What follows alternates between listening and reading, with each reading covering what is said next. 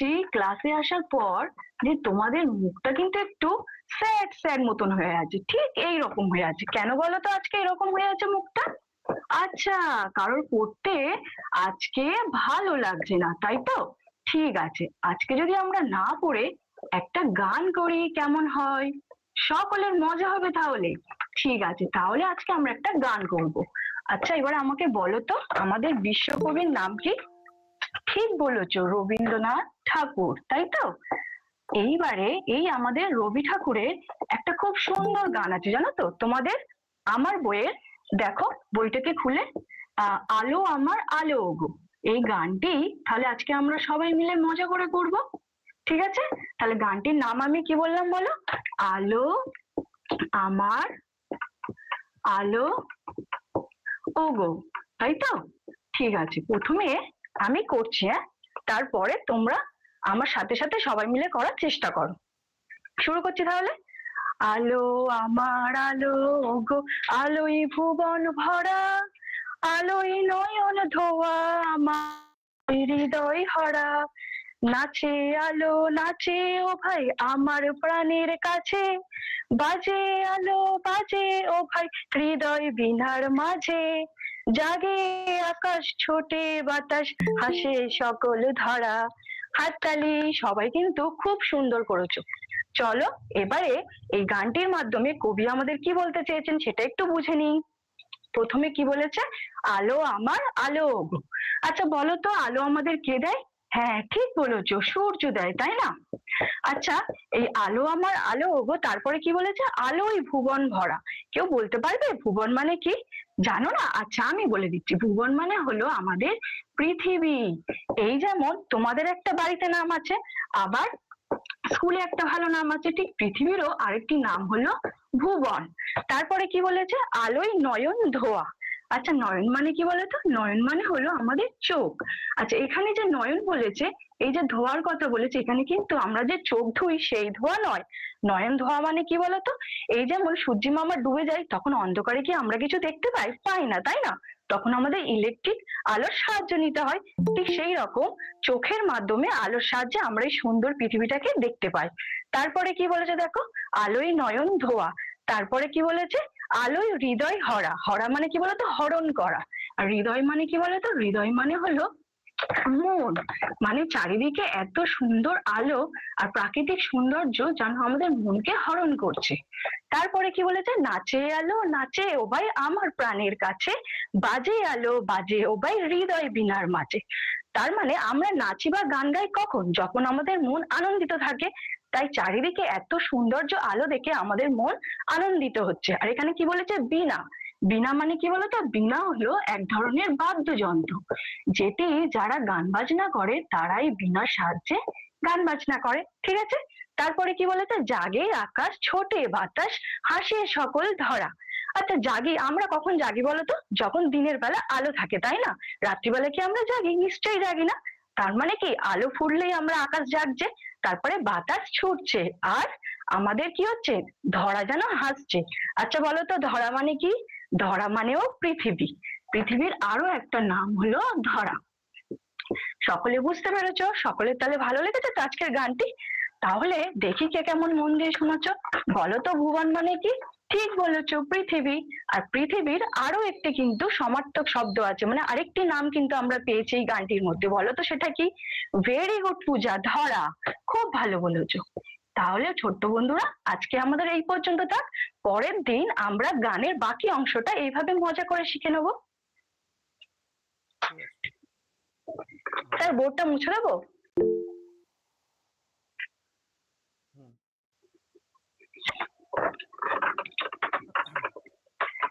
ঠিক আছে, ভালোই হয়েছে। মোটামুটি এদিকে তোমার 4 মিনিটের মধ্যেই, 5 মিনিটের মধ্যেই শেষ হয়ে গিয়েছে। ঠিক আছে। আচ্ছা, এবার যদি তোমাকে আচ্ছা বলা স্যার। হয় যে এই যে গানটা রচনা কে করেছেন, তাহলে বলো তো। গানটি রচনা স্যার আমাদের বিশ্বকবি রবীন্দ্রনাথ ঠাকুরই করেছেন। আচ্ছা। আর এই আলোটাকে মোটামুটি কিসের সঙ্গে তুলনা করা হচ্ছে?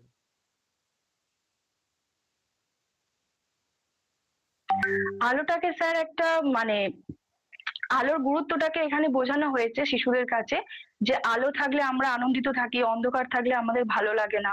এই যে একটা প্রাকৃতিক সৌন্দর্য আমরা আলোর মাধ্যমেই বুঝতে পারি এবং আমাদের মনকে আনন্দিত দেয়, এটারই একটি মেলবন্ধন ঘটিয়েছে। এইটি আমাদের এবং প্রাথমিক আলোটাকে যদি আমরা শিক্ষা ক্ষেত্রে ধরি স্যার, তাহলে শিক্ষার মাধ্যমে আমরা যেরকম একটা শিক্ষিত হয়ে জীবনের পথকে উন্নতি করি বা আলোর পথে হাঁটি অনেক সময় বলি, তো সেটাকে এক্ষেত্রেও আমরা আলোটাকে ওই হিসাবেও বলতে পারি, শিক্ষার সাথে তুলনা করতে পারি, প্রকৃত যে শিক্ষা। আচ্ছা, তো এই গানটিকে প্রাথমিকের সিলেবাসে অন্তর্ভুক্ত করার পেছনে আপনার মতামত কি হতে পারে? স্যার প্রথমত এই গানটির মাধ্যমে একটা শিশুদের আনন্দ তো পাবেই, কারণ গান সবারই আনন্দ বা ভালো লাগার জিনিস। তো এর পাশাপাশি আলোর একটা গুরুত্ব, বা আমরা যদি শিক্ষার আলোয় আলোকিত হয় আমাদের জীবনটাও সৌন্দর্যপূর্ণ হবে। তো এটা হতে পারে স্যার, হয়তো পাঠ্যক্রমে রাখা হয়েছে বা আলো পাঠ্যসূচিতে। আলো কিভাবে চলাচল করে? আলো শূন্য মাধ্যমে চলাচল করে।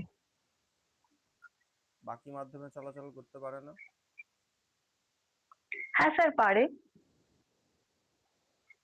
আচ্ছা, আরো আলোর যে চলার যে পথ, সেই পথটা কেমন হয়? আলোর চলার পথ স্যার সোজাই হয়, আবার অনেক সময় অনেক মাধ্যমে আলো আবার মানে বেঁকেও যায় অনেক সময়, মানে বক্র হয় দেখতে পাই আমরা। যেমন কোনো মাধ্যম, যেমন কাঁচ বা জল, তার মাধ্যমে পড়লে আলো বিচ্ছুরণ ঘটে। আচ্ছা, তো যখন আলো ধরুন আপনার শূন্য স্থান থেকে জলের মধ্যে যাচ্ছে, তাহলে তার যাওয়ার পথটা হুম। কিরকম পরিবর্তন হবে? স্যার সেক্ষেত্রে প্রতিসরণ ঘটবে, মানে আলো জলের মাধ্যমে যখন যাবে একটু তো আলোর গতিপথ একটু মানে বিকৃত হবে এবং সেটা প্রতিসরণ ঘটবে। প্রতিসরণ আর প্রতিফলন দুটো কি একই জিনিস? না স্যার, পার্থক্য কি? পার্থক্য হলো প্রতিফলনটা আমাদের সমতলে ঘটে থাকে, যেটির মাধ্যমে আলো যে পথ দিয়ে আসে। যেমন স্যার আমি একটু বোর্ড ব্যবহার করে একটু হুম। চেষ্টা করছি দেখানোর। যেমন যদি সমতল মাধ্যম থাকে তো আলো এখানে পড়ে, সেই কেন্দ্রবিন্দু থেকে আলো আবার বেঁকে গিয়ে উল্টো দিকে সেই সোজাভাবেই মানে বিচ্ছুরিত হয় আর কি। আর প্রতিসরণের ক্ষেত্রে কি হয়, আলো সেই মাধ্যমে প্রবেশ করে। সব আলোয় প্রবেশ করে এবং ওই সোজাভাবে না, প্রবেশ করে? সব আলো না, না স্যার, সব আলো প্রবেশ করতে পারে না, কিছুটা আলো প্রবেশ করে আর কিছুটা তার গতিপথ একটু বিকৃত হয়। না, আপনি যেটা আঁকালেন ওটা তো সোজাই দেখিয়েছেন, ওইভাবেই কি হ্যাঁ স্যার। যায়? না স্যার ওইভাবে যায় না, আলোটা অনেক সময় এইভাবে বা এইভাবে আহ, মানে পড়তে থাকে। আচ্ছা, তাহলে বলুন তো ছায়া কিভাবে সৃষ্টি হয়? ছায়া স্যার আলো যেখানে বাধা পায়, যেখান থেকে আলো কিন্তু প্রবেশ করতে পারে না, বা সেই ভেদটাকে বা বাধাটাকে যখন অতিক্রম করতে পারে না, তখন তার পিছনে যে ছায়া মানে সৃষ্টি হয়, যেটি অন্ধকারময় স্থানটি, সেটাকেই আমরা ছায়া বলে থাকি। ধরুন আপনি একটি শাড়ি, লাল রঙের শাড়ি পরে আছেন, তাহলে আমি কি করে বুঝলাম যে আপনার শাড়ির রংটি লাল? স্যার একবার একটু বলবেন। আপনি ধরুন একটা লাল রঙের শাড়ি পরে আছেন, তো আমি কিভাবে বুঝতে পারছি যে এটা শাড়ির রংটা লাল? মানে আলোর মাধ্যমে বলতে হবে।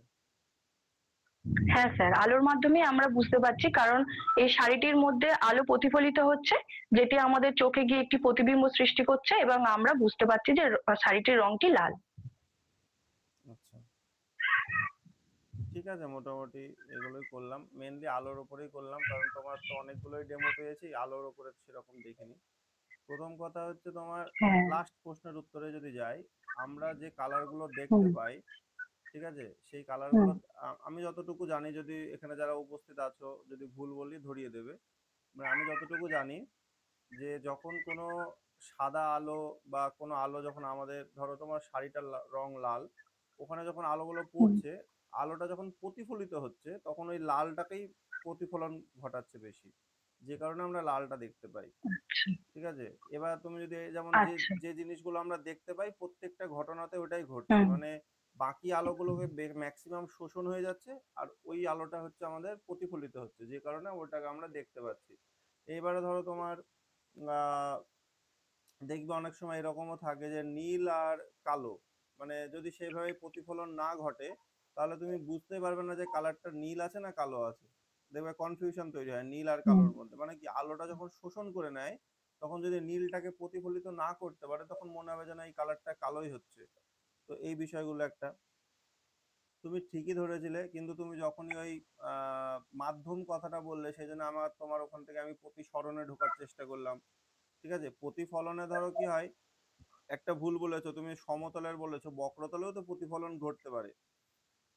কি বললাম বুঝতে হ্যাঁ পেরেছো? স্যার, হ্যাঁ, সমতল আর, বক্রতলেও ঘুরতে হ্যাঁ, পারে, মানে আমি হ্যাঁ। যতদূর জানি সমতলে হলে কি হয়, ওই আপাতন কোণ আর প্রতিফলন কোণ দুটো আমার কিন্তু আমার সমান হয়। কিন্তু যখন হুম, বক্রতলে হুম, হুম। হবে তখন সেটা কিন্তু সমান হবে না, মানে সেটা এলোমেলো ভাবে হ্যাঁ, কিন্তু হ্যাঁ। যাওয়ার ব্যাপারটা থেকে হুম। যাবে। তো ওইটা তোমার একটু মাথায় রাখবে, ওটা আলাদা। আর প্রতিসরণ আর প্রতিফলনের মধ্যে যদি পার্থক্য ধরেই বসে আর কি, প্রতিফলনের ক্ষেত্রে কি হয়, আলোটা যে মাধ্যম থেকে গেল, তোমার ছবিটা দেখো, যে দিক থেকে আসলো সেই মাধ্যমে আবার ফেরত চলে গেল, কিন্তু হ্যাঁ, হ্যাঁ, হ্যাঁ। মাধ্যম ভেদ করে কিন্তু নেক্সট মাধ্যমে আসলো না। হুম, হুম। কিন্তু হুম, প্রতিসরণের হুম। ক্ষেত্রে কি হয়, মানে ম্যাক্সিমামটা ভেদ করে চলে আসবে, আর কিছু পার্সেন্টেজ কিন্তু আমার ফেরত যাবে।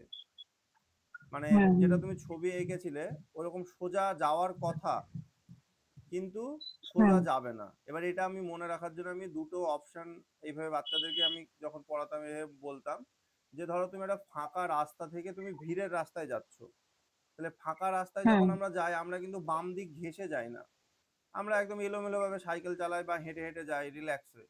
কিন্তু যখন একটা ভিড়ের রাস্তায় যাব তখন কিন্তু আমরা যে হুম, সংকীর্ণ রাস্তাটুকু পাবো সেটা দিয়েই যাব, এবং আমাকে কিন্তু ওই হাতটাকে প্রসারিত করে এলোমেলো ভাবে যেতে পারবো না, একটু নিজেকে সংকুচিত ভাবে যেতে হয়। তো তুমি ভাবো তোমার ফাঁকা মাধ্যমটা হচ্ছে বায়ু, তোমার মাধ্যম এখানে একটা ধরো জল আছে বা কাঁচ আছে, তাহলে বায়ু থেকে হুম, যখন হুম। আলোটা আসলো তাহলে কাঁচ বা জল যখন ভেদ করবে তখন তো ঘন মাধ্যম হয়ে গেল, বায়ুটা লঘু মাধ্যম, কাঁচ বা জলটা ঘন মাধ্যম, তাহলে ওর যাতায়াতের পথটা তো আর খোলামেলা হবে না। তখন যদি আমি এইভাবে হুম, একটা হুম। আমাদের অভিলম্ব টেনে নিই, এটা আমার যদি যদি অভিলম্ব হয়, তাহলে অভিলম্ব থেকে ও কিন্তু কি হবে, আরেকটু, মানে যতটা অ্যাঙ্গেলে যাওয়ার কথা ছিল তার থেকে ও কিন্তু ছোট হয়ে যাবে, নিচেকে সংকুচিত করে নেবে, তার কোণটা কিন্তু কমে যাবে। মানে তখন যদি আপাতন কোণটা যদি 60 হয়, তার প্রতিসরণ কোণ মানে 60-এ যাওয়ার কথা ছিল ওর, কিন্তু 60-এ না গিয়ে ও দেখা যাচ্ছে কমে গেল 40 বা 45 বা 60-এর কমে কিছু একটা অ্যাঙ্গেলে কিন্তু সে চলে যাবে। বোঝাতে পারলাম? হুম। তুমি যে দাগটা হ্যাঁ টেনেছিলে স্যার। এইভাবে, ওটা হচ্ছে ওর অরিজিনাল যাওয়ার পথ। কিন্তু যখন ও লঘু হুম, থেকে ঘনতে আসবে তখন ও কিন্তু আর এলোমেলো ভাবে যেতে পারবে না, ও নিজেকে একটু সংকুচিত করে যাবে, অর্থাৎ তোর প্রতিসরণ কোণটা তার কমে যাবে। আবার যদি উল্টো হ্যাঁ, হয়, হ্যাঁ। এবার যদি উল্টো হয়, তুমি দেখা যায় জলের ভেতর থেকে টর্চ মারছো, সেই টর্চের আলো তোমার বাইরে বের করবে তুমি, তাহলে তখন কিন্তু কি হবে, তখন সে ঘন মাধ্যম থেকে ফাঁকা মাধ্যমে যাচ্ছে, তাহলে সে সংকুচিত ভাবে যাচ্ছিল ভিড়ের রাস্তায়, যখনই সে ফাঁকা রাস্তায় পেয়ে গেলো তখন কিন্তু সে নিজেকে প্রসারিত করবে, মানে কি ও যে অ্যাঙ্গেলে যাওয়ার কথা ছিল তার থেকে আরো দূরে সরে যাবে, দিয়ে ফাঁকাতে আরো বেশি অ্যাঙ্গেলে যাবে, হুম, অর্থাৎ তখন তার উল্টো হয়ে যাবে, হুম, মানে হুম, হুম। আপাতন কোণটা যা থাকবে তার প্রতিসরণ কোণটা কিন্তু তখন অনেক বেশি হয়ে যাবে। হয়তো 45-এ যদি হুম। 60 ডিগ্রিতে হয়তো যাচ্ছিল, সেটা দেখা যাচ্ছে 70 বা 80, মানে 60-এর বেশি হবে। তো এইটা একটা গেল। আচ্ছা। আর এই গানটা কি রবীন্দ্রনাথ করেছে না নজরুল ইসলামের লেখা? না স্যার, এটা রবি ঠাকুরেরই লেখা। রবি ঠাকুরের লেখা, আচ্ছা। তাহলে এটা একটা বিষয় মাথায় রাখতে হবে, যদি এটা রবি, গীতবিতান থেকে নেওয়া হয়েছে। এটা রবি আচ্ছা ঠাকুরেরই। আচ্ছা আচ্ছা, তাহলে এটা গেল একটা। আর মাধ্যম তুমি বলেছিলে আলো শূন্য মাধ্যমে চলতে পারে এমন নয়, আলো হুম। কঠিন তরল গ্যাস এবং শূন্য মাধ্যম সবকিছুতেই চলতে পারে মাধ্যম ছাড়া। আর আলোর যাওয়ার পথ যে বিষয়টা জিজ্ঞাসা করেছিলাম সেটা হচ্ছে আহ আম, সেটা হচ্ছে তোমার সরল রৈখিক পথ বা সোজা পথ। আলো কিন্তু কখনো বাঁকা পথে চলতে আচ্ছা, পারে না, এটার অনেক প্রমাণ আছে। আচ্ছা। তুমি যেখানেই তুমি ওকে বাধা দেবে দেখবে আলো সেখান থেকে বাঁক নেবে। ঠিক আছে, তো সেজন্য আলো হুম, সবসময় হুম, সরল রৈখিক পথেই চলে, এটা মাথার মধ্যে রাখবে। এটা একটা প্রশ্ন ছিল হুম। তোমার কাছে। আর একটা প্রশ্ন, হ্যাঁ, তো তোমাকে যদি কথার কথা আমি যে গানটা তুমি করলে, ঠিক আছে, তোমাকে ধরো গানের পরে এরকম প্রশ্ন করে বসলো যে এই গানটি কেন প্রাথমিকের সিলেবাসে নেওয়া হয়েছে। এবার ধরো একটা জিনিস বোঝার চেষ্টা করো, ধরো এটাকে পেন বলা হয়, এটা কিন্তু আমি তুমি নাম দিইনি, এটা কিন্তু যুগ যুগ থেকে চলে আসছে এবং একে পেন নামে ডাকা হচ্ছে, কেউ না কেউ একজন নাম দিয়েছেন।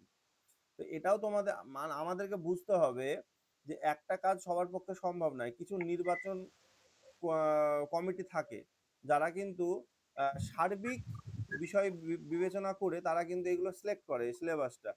তো তাদেরকে কিন্তু আমাকে উত্তরের মধ্যে প্রায়োরিটি দিতে হবে।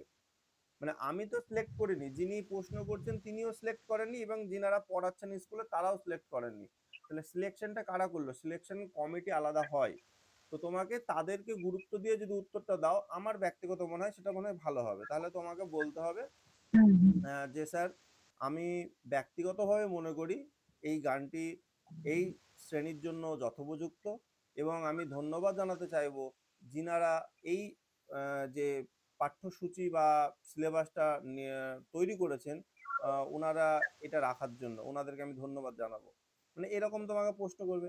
এবার তুমি যদি যখন তুমি ওদেরকে ধন্যবাদ জ্ঞাপন করবে তখন তোমাকে প্রশ্ন করতেই পারে, তাহলে বলুন তো এই ক্লাস 3 বা 2 এ যদি গানটা থাকে, তাদের সিলেকশন কমিটিতে কে কে ছিল, দেখবে বইয়ের প্রথম দিকে লেখা থাকে যে কারা সিলেবাস পরিকল্পনাটা করেছেন।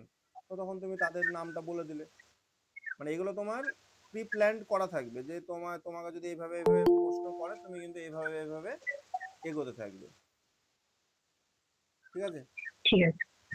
আর এমনি ডেমো অ্যাজ ইউজুয়াল যেমন হয় ভালোই হয়েছে, অসুবিধা কিছু নাই, এইভাবেই দেবে। বোর্ড পরিষ্কার পরিচ্ছন্ন লেখা ছিল। ঠিক আছে, আর কারো কিছু বলার থাকলে বলো।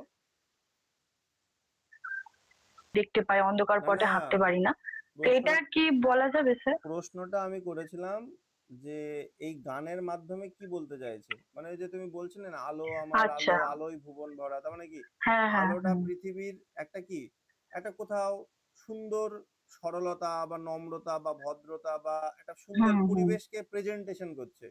মানে গন্ধ যদি হয় হুম হুম গন্ধটা সুগন্ধ, বাতাস যদি হয় তাহলে হুম। একদম সুন্দর বাতাস, মানে সব ভালো জিনিসগুলোকে প্রেজেন্ট করছে আলো। সেই হিসাবে বলতে চাইছে, মানে কি, মানে তোমার গানের লাইন অনুসারে দেখবে মানেটা পেয়ে যাবে। তুমি তুমি যে ব্যাখ্যাটা করছিলে আচ্ছা অ্যাকচুয়ালি ওটাই উত্তর হতো তোমার আবার। আর তারপরের আচ্ছা। প্রশ্ন আমি তোমাকে এরকম করতাম যে তুমি এই তোমার এই গানটার সঙ্গে মানে আমাদের শিক্ষা ব্যবস্থার কি তুমি করতে চাইছো, তখন হ্যাঁ তোমাকে হ্যাঁ। ওই উত্তরটা দিতে হতো। ঠিক আছে? আচ্ছা তো স্যার, তুমি শিক্ষার যেহেতু, কথাটা মানে উল্লেখ করলে তখনই ওই কথাটা বলবো। হ্যাঁ, এবার তুমি যেহেতু বলে দিয়েছো অসুবিধা কিছু নেই। হ্যাঁ, আমি নাহলে ওইটাই নেক্সট আচ্ছা স্যার। তোমাকে প্রশ্ন করতাম, এবার তুমি যেহেতু বলে দিলে আমি আর সেই জন্য আর হ্যাঁ। করলাম না। ঠিক আছে, এমনি ভালো হয়েছে, আচ্ছা অসুবিধা নেই। স্যার, ঠিক আছে। তোমরা সবাই কেমন আছো? বাহ, খুব ভালো আছো। তাই তোমরা কোন শ্রেণীতে পড়ো গো? চতুর্থ শ্রেণীতে তোমরা পড়ো? বাহ, খুব ভালো। আচ্ছা, তোমরা কি কেউ বলতে পারবে আজকে কত তারিখ? হ্যাঁ, বাহ, খুব ভালো বলেছো তো। আজ হচ্ছে 5 তারিখ, তাই তো? 5-10-2025। বাহ। আচ্ছা, তোমাদের প্রথমে আমি একটা দলে ভাগ করি, ঠিক আছে? তোমরা হচ্ছে এ দল আর তোমরা হচ্ছে বি দল, ঠিক আছে? খুব ভালো। হ্যাঁ হ্যাঁ হ্যাঁ, একদম একদম। ঠিক আছে, তাহলে এবার বলো তো, আমরা আগের ক্লাসে কি শিখেছিলাম? এই দল থেকে তোমরা কি বলতে পারবে? বাহ, খুব ভালো বলেছো। হ্যাঁ, আমরা শিখেছিলাম আগের দিন শব্দ সম্পর্কে, তাই তো? এবার আমাকে বি দল থেকে বলো তো, শব্দ কাকে বলে? বাহ, খুব ভালো বলেছো। শব্দ হচ্ছে যখন দুটি বর্ণ, দুটি বা ততোধিক বর্ণ পাশাপাশি বসে অর্থ প্রকাশ করবে তখন আমরা তাকে কি বলবো? শব্দ বলবো। বাহ, তাহলে এই দিক থেকে কেউ বলো তো যে এই যে শব্দ, একটা উদাহরণ দিতে পারবে? বাহ, খুব ভালো বলেছো। কি রয়াকার ম, এটা একটা শব্দ, তাই তো? বাহ, খুব ভালো। তাহলে দেখো, আজ আমরা খুব একটা মজার জিনিস শিখবো, ঠিক আছে? কি জিনিস? ঠিক আছে ঠিক আছে, জানতে পারবে জানতে পারবে। মজার জিনিস হচ্ছে আজ আমরা শব্দ নিয়ে একটা দারুণ খেলা খেলবো। তোমরা আজকে তো বাড়ি থেকে তো এসেছো সবাই, তা আসার সময় রাস্তার মধ্যে একটা জিনিস কি তোমরা খেয়াল করেছিলে? স্কুলের পাশে একটা বাড়ি তৈরি হচ্ছিল, তাই না? হ্যাঁ, কিভাবে তৈরি হচ্ছিল বলতে পারবে? হ্যাঁ, বাহ, খুব ভালো বলেছো। একটার পর একটা ইট রেখে সেই বাড়িটা তৈরি করছিল। ঠিক এরকম ভাবে আমরা আজ শব্দ নিয়ে একটা দারুণ জিনিস শিখব। কি জিনিস সেটা আমরা বলছি, ঠিক আছে? এই যে আমি একটা শব্দ লিখলাম, তাই তো? এবার বি দল থেকে তোমরা একটা শব্দ বলো তো। কি? ভাত। বাহ, ঠিক আছে। এই যে লিখলাম ভাত, এটাও কি একটা শব্দ হলো? রাম একটা শব্দ, ভাত এটা একটা শব্দ। এবার আমি একটা শব্দ লিখি, আমি একটা শব্দ লিখলাম হচ্ছে খায়, ঠিক আছে? এই যে এটাও একটা শব্দ, তাই তো? তাহলে তিনটে শব্দ লিখলাম।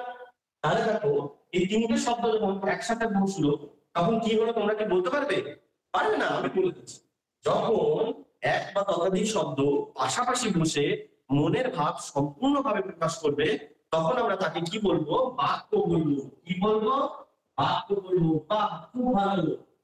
তখন তাকে আমরা বাক্য বলবো। দেখো, যেরকম আমি বললাম যে একটা বাড়ি তৈরি করতে গেলে দেখতে দেখতে পাচ্ছিলে যে একটার পর একটা ইট রেখে বাড়ি তৈরি করছিল, ঠিক সেরকম ভাবে দেখো একটা বাক্য তৈরি করতে গেলে শব্দ কিন্তু পরপর লাগে। তার সাথে কি হচ্ছে? মনের ভাব খুব সুন্দরভাবে প্রকাশ করছে। দেখো এখানে লিখেছি রাম ভাত খায়, তাহলে এটাতে মনের ভাব প্রকাশ পাচ্ছে কিনা? হ্যাঁ। এবার যদি আমি এটা এখানে লিখি যে আমি লিখলাম, ধরো ধরো লিখলাম ভাত ভাত রাম যায়, তাহলে কি এটা কোনো বাক্য হবে? না, হবে না। কেন? কেননা এখানে তিনটে শব্দ রয়েছে, বাক্য কেন হবে না? এখানে তো তিনটেই শব্দ রয়েছে, বাক্য কেন হবে না? কেননা এটা সম্পূর্ণভাবে মনের ভাব প্রকাশ করছে না, তাই তো? তার জন্য আমরা একে কি বলতে পারছি না? বাক্য বলতে পারছি না। হ্যাঁ, একদম ঠিক বলেছো। এবার দেখো, আমি তোমাদের একটা শব্দ দিচ্ছি, তাহলে তোমরা কি বাক্য গঠন করতে পারবে? পারবে? ঠিক আছে, চেষ্টা করো। ধরো আমি লিখলাম স্কুল। এই স্কুল, এটা দিয়ে তোমরা কি বাক্য গঠন করতে পারবে? হ্যাঁ বলো রোমা। বাহ, খুব ভালো বলেছো। আমি আমি স্কুলে যাই, তাই তো? এটা একটা বাক্য হলো, তাই তো? বি গ্রুপ বলো তোমরা, বাক্য হলো কিনা? হ্যাঁ, ভালো বলেছো। এটি একটি বাক্য হলো, তাই তো? বাহ, তাহলে আজ আমরা কি জানলাম বলতে পারবে? হ্যাঁ, আজকে আমরা শিখলাম হচ্ছে বাক্যের ধারণা, তাই তো? বাক্যের ধারণা সম্পর্কে জানলাম আমরা আজকে। তাহলে এবার বলো তো, এ দল থেকে বলো তো, এই যে আমরা বাক্য শিখলাম, এই যে বাক্য, এই বাক্য কাকে বলে তোমরা বলতে পারবে? বাহ, খুব ভালো বলেছো। বাক্য হচ্ছে যখন দুই বা ততোধিক শব্দ পাশাপাশি বসে সম্পূর্ণরূপে মনের ভাব প্রকাশ করবে তখন আমরা তাকে কি বলবো? বাক্য বলবো। বাহ, খুব ভালো বলেছো। ঠিক এরকম ভাবে তাহলে বি দল থেকে বলো তো, শব্দ কাকে বলবো? বাহ, খুব ভালো বলেছো। শব্দ হচ্ছে যখন দুই বা ততোধিক বর্ণ পাশাপাশি বসে অর্থ প্রকাশ করবে, তাই তো? হ্যাঁ, খুব ভালো। তখন আমরা তাকে কি বলবো? শব্দ বলবো। বাহ, তোমরা তো দেখছি খুব ভালো পড়াশোনা। বাহ, খুব ভালো। ঠিক আছে, আজ তাহলে এই পর্যন্ত থাক।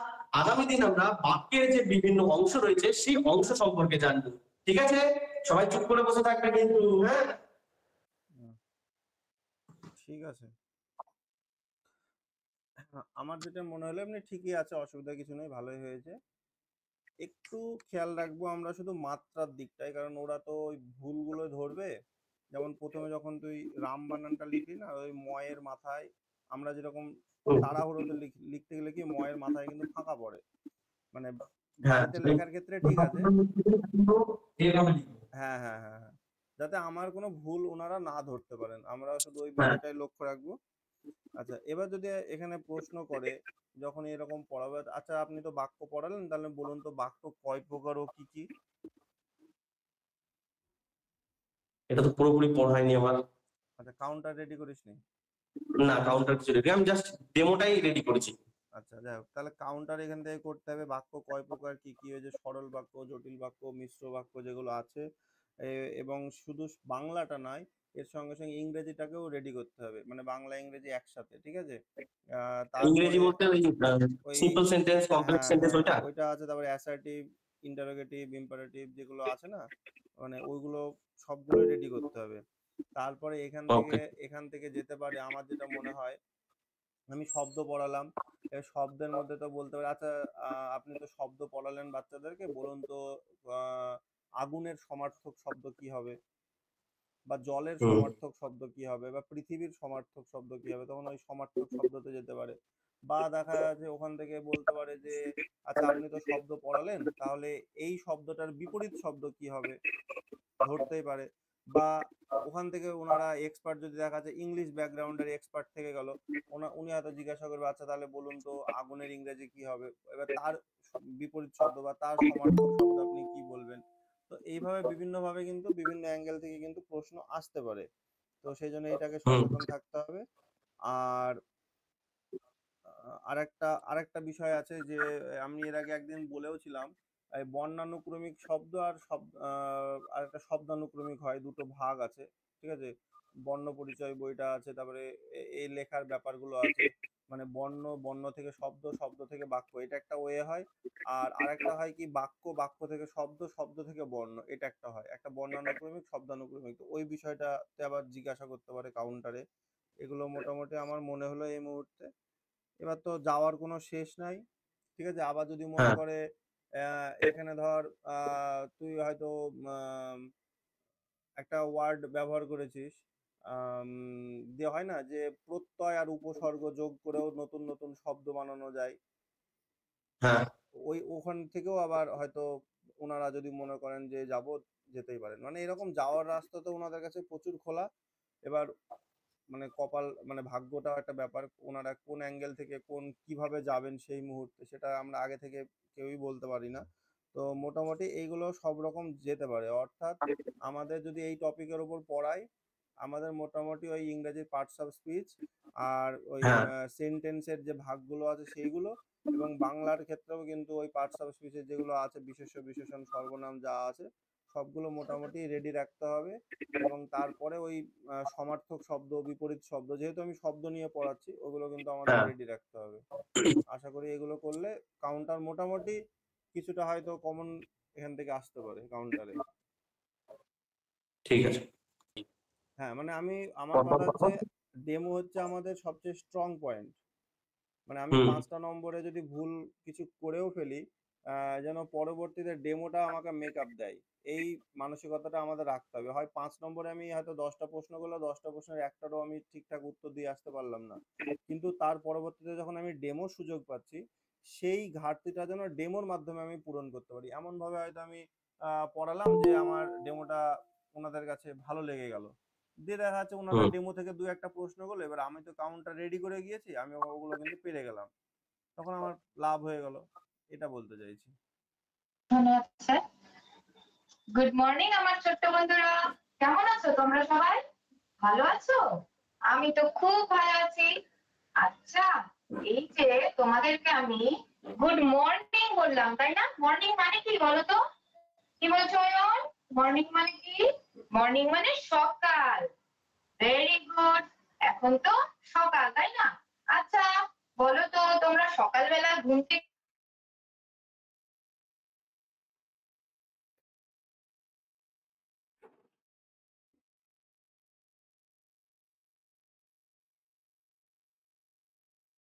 খাওয়া দাওয়া করে স্কুলে আসো? খুব ভালো বলেছো। আচ্ছা, শুধু কি ঘুম থেকে উঠে খাওয়া দাওয়া করে স্কুলে চলে আসো? তার আগে কিছু করো না? কিছু করো না? কি বললে পূজা? করো। কি করো? কি করো? ঘুম থেকে উঠে স্নান করো। খুব ভালো, স্নানও করতে হয়। আচ্ছা, আরেকটা জিনিস আমি দেখাচ্ছি, দেখো তো এই জিনিসটা করো কিনা। ঠিক আছে, দাঁড়াও, বলছি কি করি। ঠিক আছে, দেখো তো, এই যে ঘুম থেকে উঠে আমি কি করলাম, অ্যাক্টিং করে দেখাচ্ছি, দেখবে কি করি। কি করলাম বলো? হ্যাঁ রিনা বলো। ব্রাশ করলাম, একদম ঠিক বলেছো। ঘুম থেকে উঠে আমাদের সবার প্রথমে কি করতে হয়? ব্রাশ করতে হয়, তাই না? আমরা তো সবাই করি ব্রাশ। কেন করি আমরা? বলো বলো, কেন করি? দাঁত যাতে ঠিক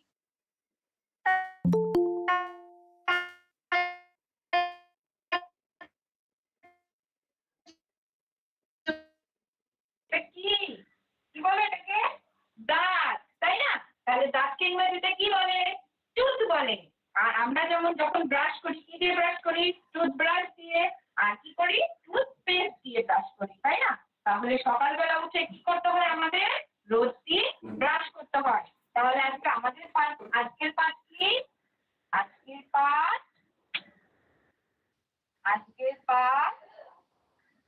সকালে উঠে মোরা দাঁত মাজি ভাই, তাই না? তাহলে সকালে উঠে আমরা দাঁত মাজবো। এইবার দেখো, এই যে বললাম সকালে উঠে দাঁত মাজতে হয়, কেন মাজতে হয় বলতো? আমরা যে সারাদিন খাবারগুলো খাই, সেই খাবারগুলো আমাদের দাঁতের ভেতরে কিন্তু আটকে থাকে। আর সেই খাবারগুলো যদি পরিষ্কার না করি, তাহলে কিন্তু আমাদের কি হয়, সেই খাবারের নোংরাগুলো জমে দাঁত ব্যথা হতে পারে, তাই না? ওই যে অনেকে শোনো না যে দাঁতে ব্যথা হয়েছে, তাহলে দাঁতে ব্যথা হলে কি করতে হয়, আমাদের আবার ডাক্তারের কাছেও যেতে হতে পারে। তাহলে আমরা তার আগে কি করব, আমরা সবাই মিলে দাঁত মেজে নিব, তাহলে আমাদেরকে আর ডাক্তারের কাছে যেতে হবে না, তাই না? তাহলে দাঁতের নোংরাগুলো অবশ্যই আমাদেরকে পরিষ্কার করতে হয়। আর তারপরে আমরা সারাদিন যে যে খাবারগুলো খাবো, খাবার খাওয়ার পরেও আমাদের কিন্তু জল দিয়ে কুচি করে সবসময় থাকতে হবে, ঠিক আছে? নইলেও কিন্তু খাবারের নোংরাগুলো ভেতরে থেকে যায় আর মুখে গন্ধও হতে পারে। তাহলে আমাদের দেখে তো দাঁত না মাজতে কত কিছু হতে পারে খারাপ জিনিস। হ্যাঁ পূজা, তুমি বলো দাঁত কেমন করে মাজতে হয়, কি দিয়ে মাজতে হয় বলো? ব্রাশ দিয়ে, ঠিক বলেছো, ব্রাশ দিয়ে আমরা কিন্তু ওপর নিচে আলতো আলতো করে, খুব এমন না যে খুব জোরে জোরে ঘষে ঘষে মেজে দিলাম, তাহলে কিন্তু আমাদের দাঁতের যে মাড়ি আছে সেটাতে ব্যথা লাগবে। তাহলে আমাদের আলতো করে দাঁত মাজতে হয়, ঠিক আছে? আচ্ছা, আর কি করতে হয় নাজরিন বলো, কি করতে হয়? হ্যাঁ, পেস্ট দিয়ে দাঁত মাজতে হয়, তাই না? শুধু জল দিয়ে এরকম এরকম করে দিলাম তাহলেও কিন্তু হবে না। পেস্ট দিয়ে দাঁতটা মেজে দাঁতটাকে আমরা সবসময় পরিষ্কার একদম ঝকঝকে তকতকে রাখবো, তাহলেই আমাদের কিন্তু দাঁতে ব্যথা হবে না, মুখে দুর্গন্ধ হবে না। আর কি, সবসময় দিনে দুবার ব্রাশ করতে হয়। কখন কখন বলো তো অয়ন, কখন কখন করতে হয়? সকালে আর রাতে, একদম ঠিক বলেছো, সকালে আর রাতে আমাদের কিন্তু দুবার ব্রাশ করতে হয়। কবার ব্রাশ করতে হয়, কখন কখন? সকালে সকালে ও রাতে দুবার ব্রাশ করতে হয়। আর কারণ কি, রাতে আমরা যখন ঘুমাই তখন দাঁত না পরিষ্কার করলেও কিন্তু একই রকম ভাবে দাঁত নষ্ট হয়, ঠিক আছে? তাহলে আজকে আমরা কি শিখলাম? আজকে আমরা শিখলাম যে সকালে উঠে আমরা প্রত্যেকদিন সবার আগে দাঁত ব্রাশ করব, তারপরে খাওয়া দাওয়া করে স্নান করে আমরা যেমন স্কুলে আসি ওই রকমই আসবো। আজকে তাহলে এই পর্যন্তই, সামনের দিন আবার আমরা নতুন কিছু শিখবো, ঠিক আছে? স্যার হয়ে গেছে। স্যার বোর্ড মুছবো? হ্যাঁ, বুঝে দাও।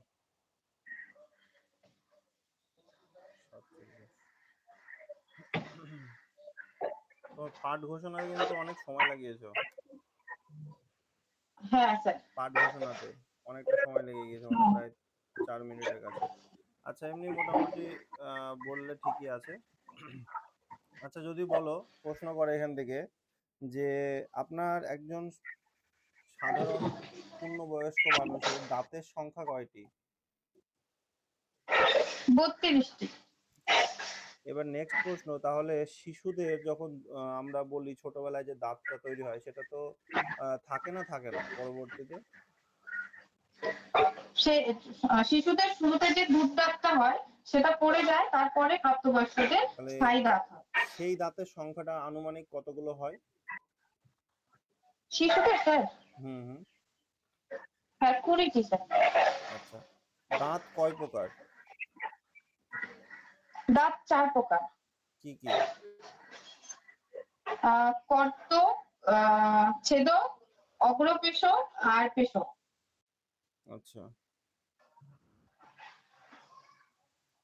দাঁতের যত্ন আপনি বাচ্চাদেরকে শেখালেন, তো এটি কেন প্রয়োজন? স্যার দাঁত আমাদের খুবই গুরুত্বপূর্ণ একটি অংশ। দাঁত না থাকলে আমরা ভালো মতন খাবার চিবিয়ে খেতে পারবো না এবং কথা বলতেও অসুবিধা হবে। তার জন্য দাঁতের যত্ন নিতে হবে। আর এই যত্ন নেওয়ার জন্য আমাদেরকে দিনে দুবার ব্রাশ করতে হবে। আর মাঝে মাঝে ফ্লসও ব্যবহার করা যেতে পারে, দাঁতের মাঝখানের যে নোংরাগুলো থাকে সেটা যাতে না জমে এর জন্য। এছাড়া খাবার খেয়ে মুখ কুচি করতে হবে। আচ্ছা, এই যে দাঁতের রংটা কেমন হয়? স্যার হালকা হলদেটে হয়। দাঁত কি দিয়ে তৈরি? দাঁত এনামেল, বাইরের যে স্তর থাকে সেটাকে এনামেল বলে। তাহলে দাঁতের রঙের কি কোনো পরিবর্তন হয়? হ্যাঁ, অনেক সময় স্যার সাদা থাকে, আবার সেটা আবার হালকা হলদেটেও হয়ে যেতে পারে। আচ্ছা, কেন হয়ে যেতে পারে? স্যার আমাদের যে বাইরের আবরণটা থাকে এনামেল, ওইটা আমরা যে খাবারগুলো খাই, অ্যাসিড যুক্ত খাবারগুলো খাই, সেটার সঙ্গে বিক্রিয়া করে এই রংটা চেঞ্জ হয়। আপনি একজন প্রাথমিক শিক্ষিকা হিসেবে বাচ্চাদেরকে দাঁতের যত্ন নেওয়ার জন্য কিভাবে উৎসাহিত করবেন? স্যার প্রথমে দাঁতের যত্ন কেন নিতে হয় সেটা বলবো। যেহেতু তারা শিশু, তারা অত গভীর কিছু যদিও না বোঝে, আমরা প্রাথমিকভাবে তাদেরকে আমাদের যে দাঁতের গুরুত্বটা সেটা বোঝাতে পারি। এবং দাঁতে ওরা ছোটবেলায়, মানে বেশিরভাগ শিশুরাই চকলেট খেতে খুব ভালোবাসে। তো চকলেট খাওয়ার পরে অনেক সময় দাঁতে পোকা হয় বা ব্যথা হয়, সেটা বুঝিয়ে তাদেরকে উৎসাহ দিতে পারি যে দাঁত পরিষ্কার করতে হবে, নয়তো তোমাদের এই জিনিসপত্র হতে পারে। ঠিক আছে। তো এখানে আর একটু জিনিস অ্যাড করতে পারো যে আহ, যেমন ধরো এগুলো আমরা মোটামুটি প্রেয়ার লাইনে করে থাকি। প্রেয়ার লাইনে হয়তো আমরা জিজ্ঞাসা করব যে একটা প্রাথমিক ইনস্ট্রাকশন, যে আমি যদি কোনো প্রাথমিক স্কুলের শিক্ষিকা হিসেবে নিযুক্ত হতে পারি, তাহলে স্যার আমি আমাদের যে প্রার্থনা সভা হবে সেই প্রার্থনা সভাতেই আমি এটা নিশ্চিত করব যে প্রত্যেকে যেন সাপ্তাহিকভাবে বা একটা নির্দিষ্ট সময় নখ কাটে বা দাঁত ব্রাশ করে। এই বিষয়টা ওখানে আমরা কিন্তু নিশ্চিত হব। মানে কি হবে, একটা জিনিস তো আমি বললাম আর সবাই সঙ্গে সঙ্গে করে ফেলবে এমনটা নয়, কিন্তু সেটাকে যদি আমি না। প্রার্থনা সভা, মানে কি সপ্তাহে 6 দিন আমি সুযোগ পাচ্ছি, তো আমি যখন 6 দিন সুযোগ পাবো, আমি আশা রাখবো এখানে কিন্তু একটা ভালো একটা সংখ্যার পরিবর্তন কিন্তু হবে, যারা হয়তো সেভাবে যত্ন নিত না তারাও কিন্তু নেবে। তো এইটা তুমি বলতে পারো চাইলে। আর বাদ বাকিটা তুমি ঠিকই বলেছো সব। আর ওখানে তোমার দাঁতের 4টে আছে, এটাও বেশ ভালো। দেখবে ওই দমদমের একটা কুশল দত্ত বলে একটা ছেলে ছিল, ওর একটা টপিক আছে, ইউটিউবে রাখা আছে, ও দাঁতের ওপর পড়িয়েছিল, আমার কাছেও পড়িয়েছিল, ওইটাই ফাইনাল ডেমো হিসেবেও দিয়েছিল। তো মোটামুটি ওর হয়েছিল, ও চাকরিও পেয়েছে। তো ওকেও কিন্তু এইরকম টাইপেরই কাউন্টার করেছিল, মানে দাঁত নিয়ে পড়িয়েছিল, দাঁত থেকে কয়েকটা প্রশ্ন করে ওকে ছেড়ে দিয়েছিল। তো তুমি চাইলে সেটা করতে পারো। আর একটা বিতর্ক অনেকে বলে যে ব্রাশ করার ব্যাপারটা, আমি সেটা বৈজ্ঞানিক ভাবে কতটা কি যুক্তিযুক্ত জানি না, কিন্তু অনেকেই বলে এটা কিন্তু খুব অল্প সময়ের জন্য করতে হয়। এবং স্যার আমি 2 মিনিট, স্যার মিনিমাম 2 মিনিট। আমি হ্যাঁ, মানে ওইরকম 30 সেকেন্ড বা কিছু এরকম এটা শুনছিলাম। ঠিক আছে, মানে আমি একজনের বক্তব্য শুনছিলাম, উনি বলছিলেন, মানে একজন, উনি ওই গ্রামীণ ডাক্তার থাকেন না, ওই গ্রামীণ ডাক্তার একটা আমাদের হ্যাঁ। ওই স্কুলে একটা একটা মানে মানে হেলথের ওপর একটা ক্লাস নেওয়া হয়েছিল, তো উনি বক্তব্য রাখছিলেন ওই দাঁত ব্রাশের ওপর। তো ওইরকম টাইমের একটা কথা বলছিলেন। আর মোটামুটি এগুলোই তো প্রশ্ন, আর তো সেরকম দেখছি না। আর যদি কারো কিছু প্রশ্ন করা, হ্যাঁ আরেকটা রঙের ব্যাপারটা বলে দিই। রং কিন্তু অ্যাকচুয়ালি এমনি সাদা হয়, তবে হালকা হলদে এরকম ব্যাপারটা বলা যাবে কি একবার দেখতে হবে। হ্যাঁ, তো সাদাটা কখন হালকা হলদে ভাব আসে দেখো, তখন ধরো কেউ ব্রাশের মানে যত্ন সেভাবে নিচ্ছে না, বাড়িতে বাড়িতে জলে ধরো প্রচুর পরিমাণে আয়রন আছে, বা ধরো বিড়ি সিগারেট এরকম জাতীয় কোনো নেশা করছে, তো সেই বিভিন্ন কারণ ঘটিত কারণে কিন্তু এইগুলো কিন্তু হয়। বা দেখবে অনেকে জর্দা খায়, এখানে আটকে রাখে, তো সেই কারণেও কিন্তু ওই দাঁতের ওই অংশগুলো কিন্তু আস্তে আস্তে কালো হয়ে যায়। আর বাড়ির আর্সেনিকের জন্য। হ্যাঁ, সাদাই বলবো তাহলে। আমার তো মনে হয় সাদাতে যাওয়াই ভালো। আর এখানে যারা আছো তারাও বলতে পারো, আমার তো সেটাই আমি জানি, সাদাই এনামেল, সাদা এটাই, এইগুলোই টুকটাক জানি। এবার হালকা ঠিক আছে। হলদে বা হালকা হলুদ এইরকম ব্যাপারগুলো চেঞ্জেসের জন্য হয়। ঠিক আছে, দাঁতের রং আচ্ছা। যদি বাচ্চাদেরকে বলতে হয় সাদা বলাই ভালো আমার মনে হয়। হ্যাঁ, প্রথম কথা হচ্ছে স্যার শূন্য তো পূর্ণ সংখ্যা হবে তো স্যার। হ্যাঁ, আমি একটু বলার পূর্ণ চেষ্টা করি, সংখ্যা। আমি একটু বলে নিই, তারপরে তোমরা যদি প্রশ্ন থাকে তারপরে তোমরা বলবে। হ্যাঁ, একটু কল্পনা করো যে বাস্তব সংখ্যার মধ্যে মোটামুটি আমাদের দুটো মেন ভাগ। ঠিক আছে, একদিকে থাকলো আমার মূলদ সংখ্যা আর একদিকে থাকলো আমার অমূলদ সংখ্যা। ঠিক আছে, এবার এই মূলদ সংখ্যাটাকে আমরা যখন ভাগ করব, এই মূলদ সংখ্যার ভাগের মধ্যে আমরা পাবো ফার্স্ট স্বাভাবিক সংখ্যা, তারপরে পূর্ণ সংখ্যা, আর তারপরে স্বাভাবিক সংখ্যা, অখণ্ড সংখ্যা, তারপরে পূর্ণ সংখ্যা পাবো। ঠিক আছে, প্রথমে যে স্বাভাবিক সংখ্যাটা আমরা 1 নম্বরে পেলাম তার শুরু হচ্ছে কিন্তু 1 থেকে। সেই জন্য এই 1 থেকে শুরু হওয়ার কারণে এই সংখ্যাটা মধ্যে কেবলমাত্র শূন্য থাকতে পারছে না। তার মানে ওই স্বাভাবিক সংখ্যা বাদ দিয়ে বাকি যে সংখ্যাগুলো থাকলো, মানে অখণ্ড সংখ্যা, পূর্ণ সংখ্যা, সবগুলোর ভেতরেই শূন্য থাকবে, কারণ অখণ্ড সংখ্যা শুরু হয় 0 থেকে, আর পূর্ণ সংখ্যা কি মানে 0 থেকে ডান দিকেও চলবে অসীম পর্যন্ত, আবার বাম দিকেও চলবে অসীম পর্যন্ত, মানে 0 1 2 3 4 করে এগোলো, এদিকে -1 -2 করে এগোলো। তার মানে কি 0 অবশ্যই পূর্ণ সংখ্যা, 0 অবশ্যই অখণ্ড সংখ্যা, 0 অবশ্যই বাস্তব সংখ্যা। তাহলে এগুলো সব হবে, কিন্তু শুধুমাত্র হবে না স্বাভাবিক সংখ্যাটা। শুধু এইটুকু মাথার মধ্যে রাখবে। তাহলে তোমাকে যদি প্রশ্ন করে তখন বলবে। এবার আরেকটা প্রশ্ন এখান থেকে করতে পারে, তাহলে আপনি তো বললেন 0 একটা পূর্ণ সংখ্যা, তাহলে বলুন তো 0 ধনাত্মক পূর্ণ সংখ্যা না ঋণাত্মক পূর্ণ সংখ্যা? তখন তোমাকে বলতে হবে ধনাত্মক বা ঋণাত্মক তো কোনোটাই হবে দুটোই না। তো নয় নাকি? হ্যাঁ, কোনোটাই হবে না। 0 একটি এমনি স্বাভাবিক, এমনি একটা পূর্ণ সংখ্যা, না ধনাত্মক না ঋণাত্মক। এবার তোমাকে বলবে কেন বলুন তো এটা হলো? তখন তোমাকে আবার যুক্তি দিতে হবে যে স্যার ধরুন আমার কাছে 6টা, বাচ্চাদেরকে বোঝানোর জন্য, ধরুন আমার কাছে 6টা লাড্ডু আছে, আমি কাউকে গিয়ে বললাম এ চালাক চালাক, এ নাও তোমার একটা লাড্ডু আমি দিয়ে দিলাম। তাহলে আমি তো তাকে মিছামিছি দিলাম, তাকে তো আমি সত্যি দিলাম না, অতএব তার লাড্ডুর সংখ্যার কিন্তু কোনো পরিবর্তন হবে না। এই যে আমি তাকে মিছামিছি দিলাম, কিছু দিলাম না, এটা মানেই শূন্য। তাহলে বাচ্চাদেরকে বোঝাবো এই যে তোমাকে আমি কিছু দিলাম না, তার মানে শূন্য দিলাম। আর ওই তোমার 6টা লাড্ডু ছিল, আমি কিছু দিলাম না মানে 0 লাড্ডু দিলাম, তাহলে 6টার সঙ্গে 0 যোগ করে দেখো তোমার লাড্ডু সংখ্যা একই আছে। তার মানে 6-এর সঙ্গে 0 যোগ করলে আমরা কাকে পাবো? সেই 6কেই ফেরত পাবো। আবার একই রকম ভাবে তুমি একটু বোঝালে বাচ্চাদেরকে যে এই দেখো তোমার আমি ওখান থেকে একটা লাড্ডু তুলে নিলাম, তাহলে আমি যখন লাড্ডু তুলে নেব তখন তোমার লাড্ডু তো কমে যাবে, দেখো তোমার লাড্ডু কমে গিয়েছে। কিন্তু বাচ্চাটাকে বোঝাবো দেখো তুমি আরেকবার গোনো, বাচ্চাটা গুনে বলবে না স্যার এখানে 6টাই লাড্ডু আছে। হ্যাঁ, তাহলে আমরা কি শিখলাম? আমি যদি তোমার ওখান থেকে কোনো লাড্ডু না নিয়ে থাকি, তার মানে আমি ওখান থেকে 0টা লাড্ডু নিয়েছি। তাহলে 0 লাড্ডু মানে কি বিয়োগ করলে আমার সংখ্যাটা কিন্তু একই থেকে গেল। তাহলে আমি একটা উদাহরণ দিয়ে মানে বলার চেষ্টা করলাম, এইভাবে কিন্তু তুমি ওই যোগ বিয়োগের ব্যাপারটা তুমি নিয়ে আসতে পারো, যে 0 যোগ করলেও পরিবর্তন হয় না, আবার বিয়োগ করলেও কোনো পরিবর্তন আসছে না। এটা একটা হতে পারে। আর স্যার বলছি যে শূন্যটা তো একটা অঙ্ক, মানে আমাদের যে 10টা অঙ্ক আছে তার মধ্যে 9টা অঙ্ক 1 থেকে 9 পর্যন্ত ওটা হচ্ছে সাহায্য মানে সার্থক অঙ্ক, আর যেটা শূন্য সেটা হচ্ছে সাহায্যকারী অঙ্ক, মানে আমরা এটাকে সাহায্যকারী নিরপেক্ষ অঙ্কও তো বলতে পারি। কেন 0 একটা সংখ্যাও তো হবে, কেন অঙ্ক কেন হবে? অঙ্ক যেমন অবশ্যই অঙ্ক, অঙ্ক মানে আমরা 1 থেকে 9 এবং 0 এই সবগুলোকে তো অঙ্ক বলি। আবার এগুলা কিন্তু সংখ্যাও হবে। সংখ্যা গঠনের জন্য যে প্রতীক ব্যবহৃত হয়, যে আপনি বললেন 0 থেকে 9, ওইগুলো হচ্ছে সংখ্যা।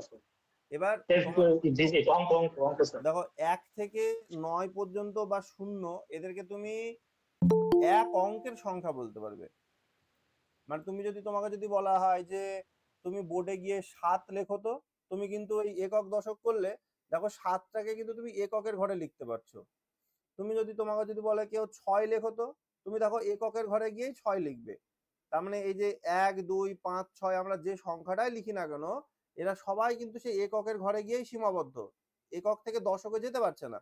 তাহলে এই যে অঙ্ক আছে আমাদের 10টা, 9টার একটা 10টা, এদেরকে কিন্তু আমরা খুব ভালোভাবে বলতে পারি এক অঙ্কের সংখ্যা। মানে কি এরা অঙ্কও হবে, আবার এরা সংখ্যাও হবে। কিন্তু তুমি যদি বলো যে 15, তাহলে 1 আর 5 15, তাহলে 15 কিন্তু অঙ্ক নয়, 15 কিন্তু একটা সংখ্যা। কিন্তু কিরকম সংখ্যা? 2 অঙ্কের সংখ্যা, 1 এবং 5, যার দশক স্থানীয় অঙ্ক হচ্ছে 1 আর একক স্থানীয় অঙ্ক হচ্ছে 5। তুমি এইভাবে এক্সপার্টকে তোমাকে তখন ব্যাখ্যা দিলে আমার মনে হয় ভালো হবে। আর তুমি শূন্যের সঙ্গে আরেকটাও দিতে পারো, তুমি যেটা যে এখনই বলছিলে ওই লজিক দিয়ে, যে সাহায্যকারী বলছিলে, তো তুমি এইভাবেও বলতে পারো যে স্যার 0 এমন একটি সংখ্যা, 0 যদি কোনো সংখ্যা ডান দিকে বসে তাহলে তার মান 10 গুণ বৃদ্ধি পায়। যেমন ধরো 1 আছে, 1 এর পাশে 0 বসালে 10 হয়ে গেল, 10 গুণ বেড়ে গেল। 2 আছে, 2 এর পাশে 0 বসিয়ে দিলে, ডান দিকে কিন্তু অবশ্যই, বাম দিকে না, ডান দিকে 0 বসালে তাহলে 20 হলো, তাহলে 10 গুণ বেড়ে গেল। তোমার 100 আছে, তার পাশে আরেকটা 0 বসিয়ে দিলে 1000 হয়ে গেল। তাহলে এইভাবে তুমি শূন্যের আরেকটা ডেফিনেশন কিন্তু দিতে পারো।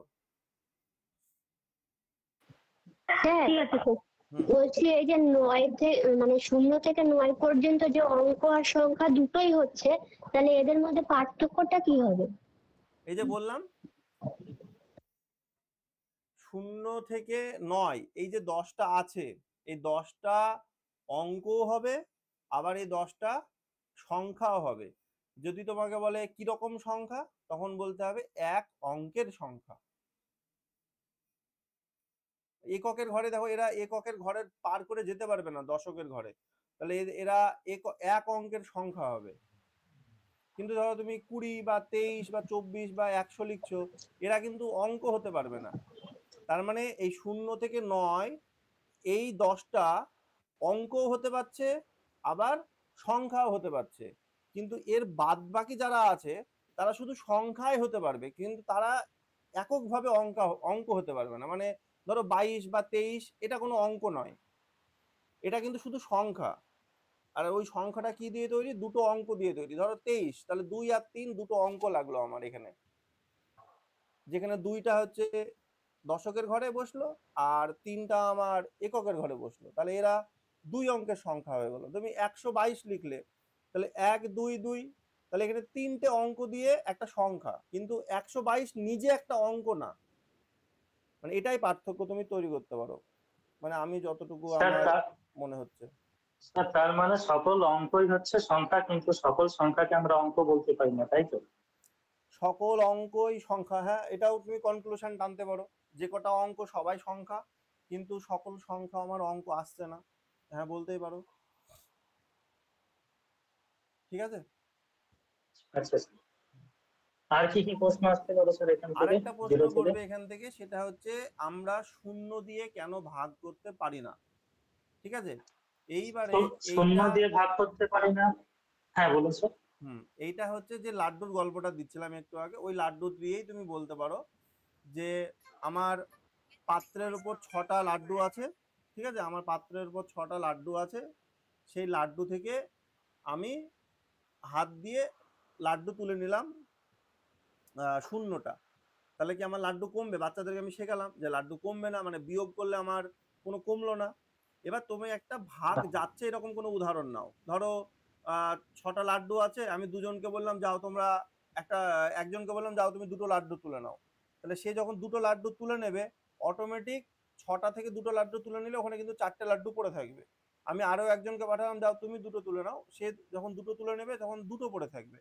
তাহলে আমি বাচ্চাকে রিয়ালাইজ করাবো, দেখো আমি যখন 2টো করে লাড্ডু তুলে নিচ্ছি, আমি কিন্তু 2টো করে আমার লাড্ডু কমে যাচ্ছে, এবং একটা সময় 3জন যাওয়ার পর লাড্ডু শেষ হয়ে যাচ্ছে। অর্থাৎ 6টা লাড্ডুকে আমি যদি 2 দিয়ে ভাগ করি, মানে 2টো করে লাড্ডু দিয়ে দিই, তাহলে 3জন লাড্ডু পাবে, তারপরে আমার কাছে লাড্ডু কিন্তু ফুরিয়ে যাচ্ছে, অর্থাৎ এখানে ভাগফল আমি 3 পাচ্ছি। কিন্তু যখন আমি 0 দিয়ে ভাগ করব, তাহলে 6টা লাড্ডু আমি হাত বাড়িয়ে 0টা লাড্ডু তুলে নিলাম, তাও আমার লাড্ডু সংখ্যা 6 থাকলো।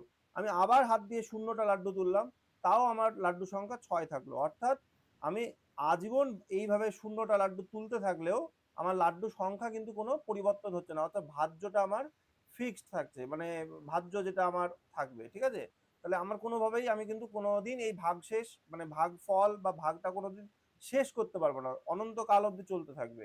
সেই জন্য এটাকে আমরা অসঙ্গত বলে থাকি। মানে তুমি চালাক চালাক লাড্ডু তুলতেই থাকছো, ওখানে জীবনে লাড্ডু কমবে না, তুমি এরকম সারা জীবন 0টা লাড্ডু তুলতে থাকবে, তাহলে এরকম ভাগ মিলবে না, অসম্ভব। তো সেই জন্য এগুলোকে অসঙ্গত বলা হয়, বা 0 দিয়ে ভাগ করি না এগুলো বলা হয়। ঠিক আছে, আরো একটা লজিক দিয়েও বলা যায়, তো এটা মনে রাখলে আমার মনে হয় বেশি ভালো হবে। স্যার আমি দিচ্ছি এখন স্যার। আচ্ছা তুমি এদিকে এসো তো, এদিকে এসো, দেখো তো তুমি কিছু দেখতে পাচ্ছ কিনা? পাচ্ছ কি দেখতে কিছু? পাচ্ছ না তো? হ্যাঁ এটাই, কোনো কিছু দেখার কাজ করে আমাদের এই চক্ষু। কোনো কিছু দেখার কে কাজ করে বলো তো? এই চোখ কাজ করে। কি কাজ করে আমাদের? চোখ কাজ করে। আর তুমি এদিকে আসো, তুমি এদিকে আসো। ওকে চিমটে কাটো তো। সে লাগছে? হ্যাঁ লাগবে। যখন আমরা কোনো কিছু স্পর্শ সময় লাগে সেটা আমাদের কি হয়? চামড়া হয়, চামড়া। চামড়াকে আমরা বলি ভালোভাবে ত্বক বলি। কি বলি? চামড়াকে আমরা ত্বক বলি। তাহলে আজকে আমরা কি জানলাম বলো তো? আজকে আমরা জানলাম আমাদের 5টি ইন্দ্রিয় আছে। কয়টি ইন্দ্রিয়? 5টি। 5টি ইন্দ্রিয় আমরা ব্যবহার জানলাম। প্রথমে কি জানো কি বলতো? না চোখ। প্রথমে কি? চোখ। তারপর কি বলতো? তারপর কর্ণ। তারপর কি? কর্ণ। তারপর কি? নাসিকা। তারপর কি? জিহ্বা। তারপর কি? ত্বক। তাহলে আমরা একটা গল্প বা ছড়ার মাধ্যমে বলি। প্রথমে কি? চক্ষু, কর্ণ, নাসিকা, জিহ্বা, ত্বক। চক্ষু, কর্ণ, নাসিকা, জিহ্বা, ত্বক। চক্ষু, কর্ণ, নাসিকা, জিহ্বা, ত্বক। চক্ষু, কর্ণ, নাসিকা, জিহ্বা, ত্বক। ঠিক আছে? তুমি বলো তো কয়টি ইন্দ্রিয় আমাদের? 5টি। আচ্ছা প্রিয়া তুমি বলো কি কি বললাম আমি? হ্যাঁ 1 2 3। তুমি বলো 2টা। গুড, ভালো বলেছো। তাহলে আমরা সবাই বুঝে গেলাম 5টা ইন্দ্রিয়ের 5 রকম ব্যবহার। ঠিক আছে? আমরা এই পরবর্তী ক্লাসে আরো মজার মজার গল্প শুনবো। ঠিক আছে? Thank you sir.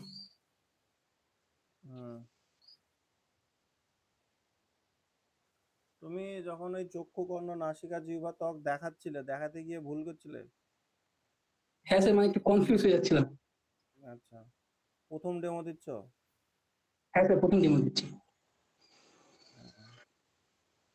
ঠিকই আছে, ভালোই চেষ্টা করেছো, ভালোই হচ্ছে, খারাপ হচ্ছে না। ভয়েস ঠিক আছে এবং এই যে একটা অভিনয় করতে পারছো এটাও ঠিক আছে। এবার এটাকে একটু সুন্দরভাবে সাজিয়ে নিলেই তোমার মোটামুটি হয়ে যাবে। তোমার 11টা 15, 11টা 19, মানে মোটামুটি 4 মিনিটের মধ্যে কভার করে ফেলেছো। আমাদের টার্গেট ওই রকমই রাখবো আমরা, ম্যাক্সিমাম 5 মিনিট, কিন্তু পেছনে ব্যাকআপ রাখবো। ব্যাকআপ মানে ধরো আমার তো এমনও তো হতে পারে যে কাউকে হয়তো বললো ঠিক আছে, মানে ওনারা হয়তো মানে চা খাচ্ছেন বা ওনাদের হয়তো কোনো কিছু গল্পের ব্যাপার আছে, সেই করতে গিয়ে দেখা যায় তোমার ডেমোটা একটু এক্সটেনশন হয়ে যেতেই পারে। ঠিক আছে, যে ঠিক আছে এটা একটু বড় করে দেখি, বা তোমারটা ভালো লেগে যেতে পারে, ওনারা তোমাকে বড় করেও দেখতে পারে। তো সেই জন্য ব্যাকআপ রাখবো, কিন্তু আমাদের লক্ষ্য থাকবে 5 মিনিটের মধ্যেই কিন্তু সমস্ত কিছু আমরা ম্যাক্সিমামটা কভার করে দেওয়ার চেষ্টা করব, যাতে আমাদের সেইগুলো না হয়। আচ্ছা, ঠিক আছে। এবার ধরো তোমাকে যদি এবার এখান থেকে অনেকগুলোই প্রশ্ন করতে পারে। ধরো আমাদের প্রত্যেকটা ইন্দ্রিয়ের যেমন চোখ, কান, একটা করে আমাদের নার্ভ থাকে, তাই না? একটা স্নায়ু একটা করে মানে বলা থাকে স্পেশাল ভাবে। তো সেইগুলো তোমাকে জিজ্ঞাসা করতে পারে যে চোখে কোন ধরনের স্নায়ু থাকে, বা কানে কি থাকে, বা কানে যে 3টে হাড় আছে সেই 3টে হাড়ের নাম বলো দেখি পরপর। কানে স্টেপিস থাকে, সবচেয়ে ছোট হাড় স্টেপিস। আর এটা 2টা মনে করতে পারছি না স্যার, কাউন্টার অপশন দেখা হয়নি। এটা কিন্তু সবচেয়ে ছোট হাড় স্টেপিস থাকে। তারপরে ধরো তোমাকে প্রশ্ন করতে পারে যে এই যে আপনার বাচ্চাদেরকে আপনি পড়ালেন, এবার এগুলো আপনি যদি একটু প্র্যাকটিক্যালি পড়ান, তাহলে আপনি কিভাবে পঞ্চেন্দ্রিয়কে প্র্যাকটিক্যালি করাবেন? স্যার মানে আমি বাচ্চাদের ডেকে নিয়ে আসবো, তারপর তাদের চোখ বন্ধ করতে বলবো, দেখবো কি তারা দেখতে পাচ্ছে না। তারপর তাদের আমি ডাকবো, চিমটি কাটতে বললাম যেরকম তারা অনুভব করবে। তারপর তাদের আমি নাক বন্ধ করবো, বলবো তোমরা শ্বাস নিতে পারছো? বলবে স্যার পারছি না। তাহলে আমরা এসব কিছু বলে দেখবে।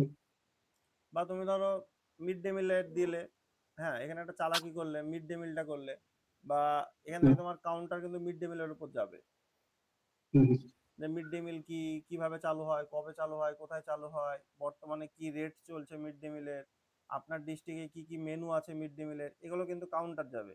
ঠিক আছে, তারপর তুমি যে এই যে 3টে হাড়ের মানে তুমি বললে না, ইনকাস, মেলিয়াস, স্টেপিস, যে 3টে হাড় আছে, এইগুলো তোমাকে কিন্তু মনে রাখতে হবে। তাহলে অপটিক স্নায়ু থাকে তোমার হচ্ছে ইনকাস, মেলিয়াস আর স্টেপিস। হ্যাঁ, এই 3টে হাড়ের নাম থাকলো তোমার। তারপরে ধরো তোমার ওখানে অপটিক স্নায়ু মনে হয় সম্ভবত চোখে থাকছে, নার্ভ যেগুলো থাকে, এগুলো তোমাকে ভালোভাবে মনে রাখতে হবে। ঠিক আছে, তারপর চোখ থেকেও প্রশ্ন করতে পারে তোমাকে চোখের যে লেন্স থাকে সেই লেন্সটা কি ধরনের লেন্স হয়, উভত্তল লেন্স হয়, মানে অবতল উত্তল দুটো থাকে। তারপরে তোমার মোটামুটি পঞ্চেন্দ্রিয়ের মধ্যে থেকে তোমাকে আরো অনেক প্রশ্নই করতে পারে, ঠিক আছে। তারপরে সেগুলো তোমাকে রেডি রাখতে হবে, ওনারা কি করবেন না করবেন সেটা ধরো বলা যাচ্ছে না। এবার যেহেতু তুমি মানব শরীর নিয়ে মোটামুটি ঢুকে পড়েছো, 5টা ইন্দ্রিয়, এবার এখান থেকে তোমাকে ওখান থেকে আরো শারীরিক যে বিভিন্ন অঙ্গ প্রত্যঙ্গ আছে সেখান থেকেও প্রশ্ন করতে পারে। আবার দেখা যাচ্ছে তোমার ওই সিক্স সেন্স হিসাবেও আমরা ওই যেটাকে বলি সেটার উপরেও তোমাকে প্রশ্ন করতে পারে। তো অনেকগুলো জায়গা থেকে প্রশ্ন তোমাকে করতে পারে, ঠিক আছে। আর এইগুলোর সঙ্গে সঙ্গে ইংরেজি যে মানেগুলো, যে মানে সেগুলো তোমাকে মনে রাখতে হবে। যেমন ধরো চোখকে আমরা ধরো কথার কথা আই বলে থাকছি, এবার এই যে ইংরেজি ওয়ার্ডগুলো এবার শরীরের বিভিন্ন অঙ্গ প্রত্যঙ্গের যে আছে সেগুলো তোমাকে মনে রাখতে হবে। হয়তো তোমাকে বলে দিল এর ইংরেজি কি হবে, বোর্ডে লেখা দেখান তো, তখন তোমাকে কিন্তু সেগুলো করতে হবে, ঠিক আছে।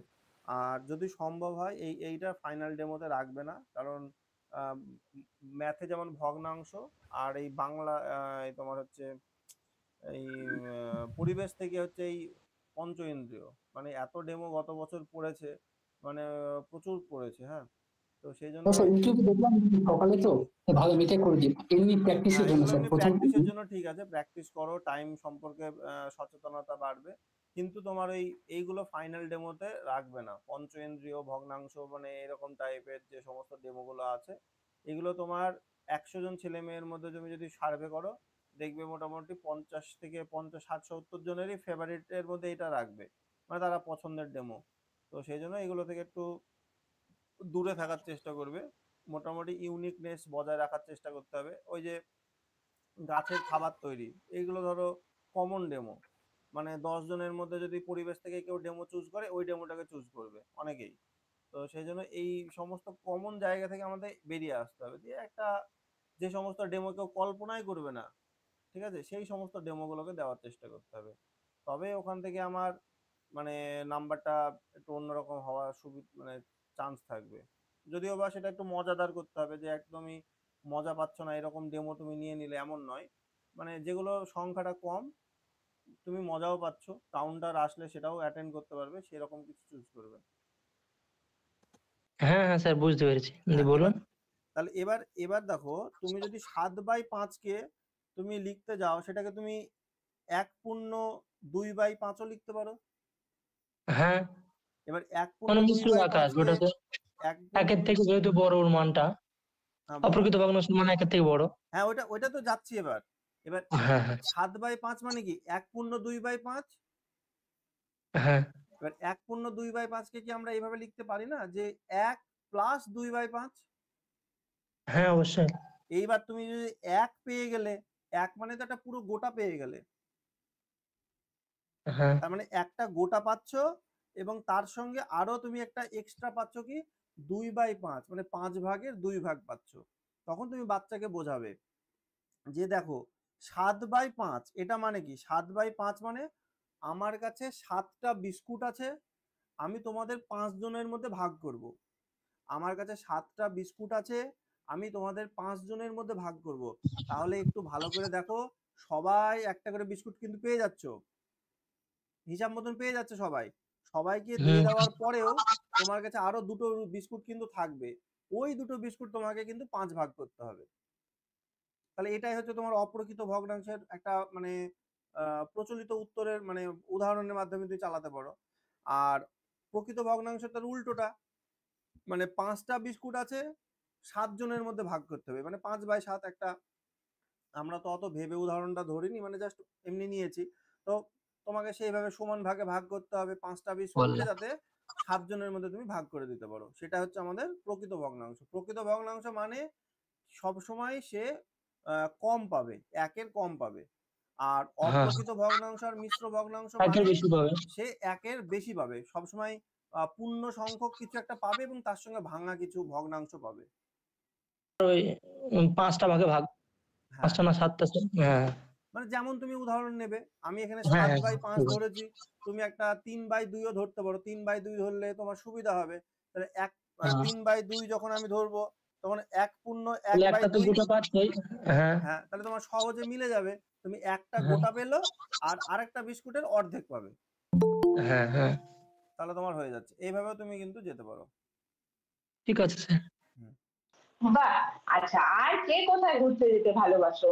সমুদ্রে, পাহাড়ে, নদীতে না জঙ্গলে? আচ্ছা, তো আচ্ছা, নদীকে ইংরেজিতে কি বলে তোমরা জানো? নদীকে ইংরেজিতে বলে রিভার। আজকে আমরা এই নদীকে নিয়েই একটা কবিতা পড়বো। আর সেই কবিতাটা দেখে আমার একটা গান খুব মনে আসছে। শুনবে তোমরা সেই গানটা? শুনবে? তো চলো তাহলে শুনি। ও নদী রে, একটি কথা শোধাই শুধু তোমারে, বলো কোথায় তোমার দেশ, তোমার নাইকো চলার শেষ। ও নদী রে, একটি কথা শোধাই শুধু তোমারে।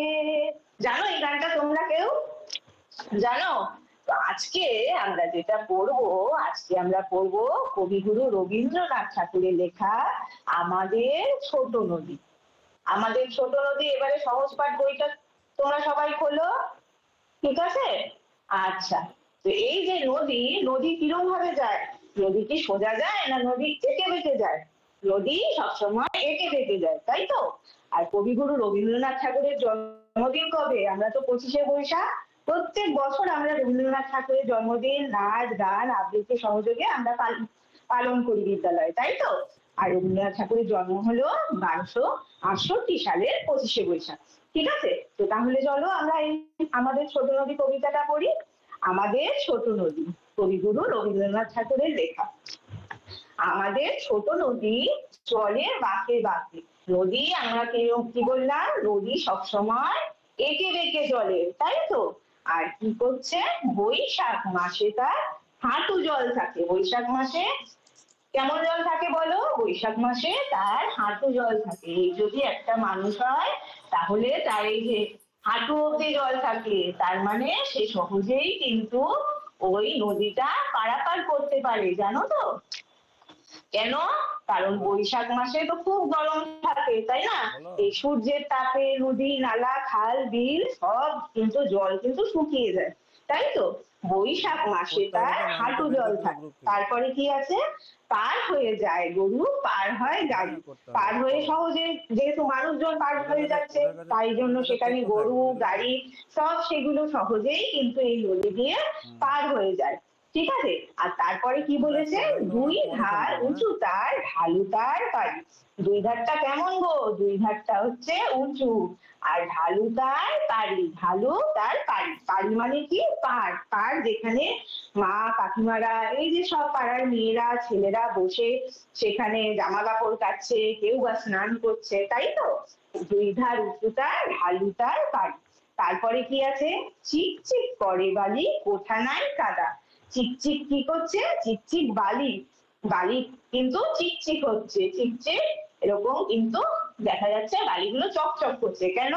সেখানে তো রোদ ঝলমল করছে, সেখানে বৃষ্টিও নেই। বৃষ্টি হলেই তো সেখানে কাদা হয়, তাই না? সেখানে যেহেতু সূর্যের খুব তাপ, সেই জন্য সেখানে সেই সূর্যের আলো পড়ে সেই বালিগুলো কিন্তু চিকচিক করছে। চিকচিক করে বালি, কোথা নাই কাদা, এক ধারে কাশবন, ফুলে ফুলে সাদা। এক ধারে কিসের বন গো বলো? এক ধারে হচ্ছে কাশবন। এই কাশফুল কেমন হয় দেখতে? এই যে কাশফুল এই সাদা রঙের, এইরকম ধরনের দেখতে হয়, তাই তো?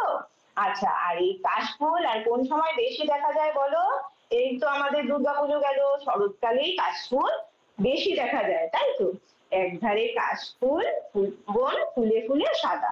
তারপরে কি বলেছে? কিচিমিচি করে সেথা শালিকের ঝাঁক। শালিক পাখিরা কি করে? এক জায়গায় অনেকগুলো পাখি একসাথে যখন যুক্ত হয় তখন কিরম আওয়াজ হয় গো বলো? তখন তারা কিচিমিচি আওয়াজ করে, তাই তো? তাহলে কি বলেছে? কিচিমিচি করে সেটা শালিকের ঝাঁক। আর তারপরে কি বলেছে সবশেষে? সবশেষে হচ্ছে রাতে ওঠে থেকে থেকে শিয়ালের হাঁক। আর রাত্রিবেলা সেখান দিয়ে যেহেতু কোনো লোকজন যায় না, সেই জন্য কি হয়? শিয়ালরা সেখানে ডাকাডাকি করে। ঠিক আছে, তাহলে বোঝা গেল পুরোটা। তাহলে চলো আমরা তাহলে একবার পুরোটা বলে নিই। আমাদের ছোট নদী, রবীন্দ্রনাথ ঠাকুর। আমাদের ছোট নদী চলে বাঁকে বাঁকে, বৈশাখ মাসে তার হাঁটু জল থাকে। পার হয়ে যায় গরু, পার হয় গাড়ি, দুই ধার উঁচু তার, ঢালু তার পাড়ি। চিকচিক করে বালি, কোথা নাই কাদা, এক ধারে কাশবন, ফুলে ফুলে সাদা। কিচিমিচি করে সেথা শালিকের ঝাঁক, রাতে ওঠে থেকে থেকে শেয়ালের হাঁক। ঠিক আছে, সবাই বুঝতে পেরেছো কবিতাটা? তাহলে পরের দিন কি করবে বলো তো সবাই? সুন্দর করে খাতায় একটা ছবি এঁকে আঁকবে। একধারে এই যে আমি যেরকম এঁকেছি, একটা নদী আঁকবে ছোট, একধারে দেবে কাশবন, একধারে দেবে শালিক, আর তাতে সুন্দর করে কিন্তু রং করবে তো তোমাদের পছন্দ মতো। ঠিক আছে? আর বাদ বাকি যে কবিতাটুকুনি আছে পরের দিন আমরা সামনের ক্লাসে সেটা আমরা পড়বো। আর এই কবিতাটা তোমরা কিন্তু মন দিয়ে বাড়ি থেকে পড়ে আসবে একবার। আমি পরের দিনকে যেখানটা যার অসুবিধা হচ্ছে আমি পরের দিন আবার বুঝিয়ে দেবো। ঠিক আছে, তাহলে আজকে এই অবধি থাকলো। ঠিক আছে। হ্যাঁ স্যার, হয়ে গেছে। প্রিয়াঙ্কা, ওই তারিখটা কত লিখেছো ওখানে?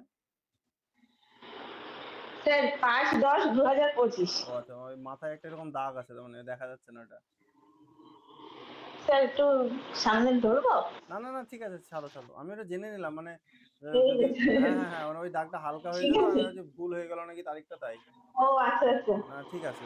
আচ্ছা, আর বলছি এখান থেকে যদি কাউন্টার করে, এমনি পড়ানোর ঠিকই আছে, টাইমটাও মোটামুটি ঠিকই আছে, ছয়ের কাছে যা চলে যাচ্ছে। স্যার আমার একটা কনফিউশন ছিল যে মানে আমি গানটা কি না দিলেই ভালো হয় নাকি রাখলে ভালো হয়, আমি বুঝতে পারছি না। রাখলে ভালো মানে হয়, আপনি রাখলে বলুন। ভালো হয়, রাখলে ভালো হয়, কারণ রাখলে ভালো? হ্যাঁ, মানে 100 জনের মধ্যে অনেকে গান তো পারবে না, সবার পক্ষে গান করা সম্ভব নয়।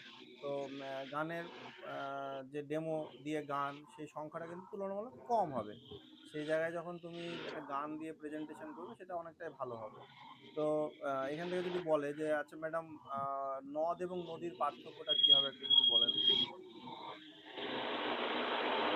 নদ সাধারণত আমরা জানি একটা মাত্রা পার্থক্য, মানে আকার ইকারের পার্থক্য তো আছেই। আর যেহেতু নদ সেহেতু মানে বেশিরভাগ ক্ষেত্রেই দেখা যায় এর শাখা নদী থাকে না, এবং এগুলো মূলত মানে কোনো ছেলের নাম অনুযায়ী এরকম নদের নামটা হয়, যেমন অজয়, বা আর নদীর নাম গঙ্গা, এরকম এরকম আর কি পার্থক্য। আচ্ছা ম্যাডাম, গঙ্গা নদীর উৎপত্তি স্থল কোথায়?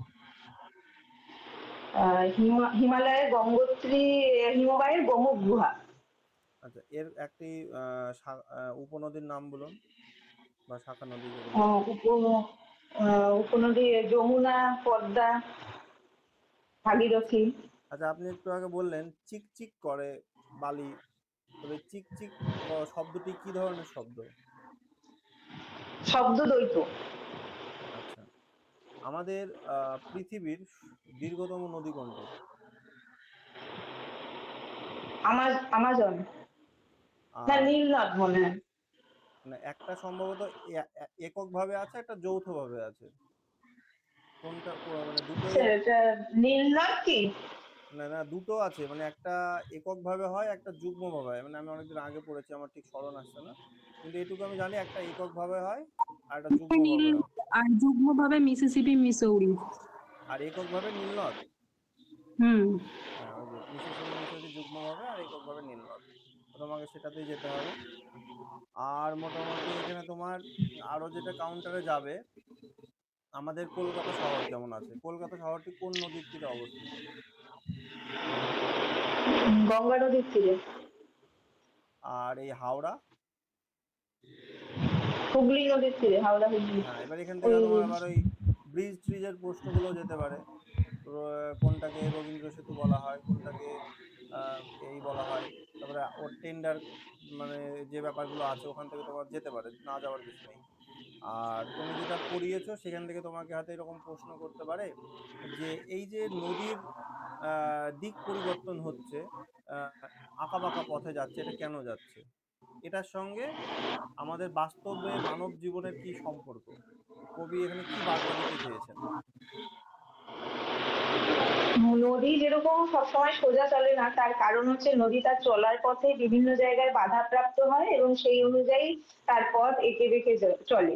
সেরকমই মানুষের জীবনেও সেরকম। মানুষের জীবন সবসময় একরকম ভাবে চলে না, বিভিন্ন বাধা বিপত্তি, বিভিন্ন অভিজ্ঞতার মাধ্যমে আমরা জীবনে অগ্রসর হই এবং সেই সমস্ত বাধা বিপত্তি এক এক করে কাটিয়েই আমরা জীবনে এগিয়ে চলি। এবার এখান থেকে তোমাকে একটা প্রশ্ন দিতে পারে, ছাত্র জীবনে আপনি ছাত্রকে উৎসাহিত করার জন্য বা তাকে বোঝানোর জন্য নদী উদাহরণটা কিভাবে ব্যবহার করবেন?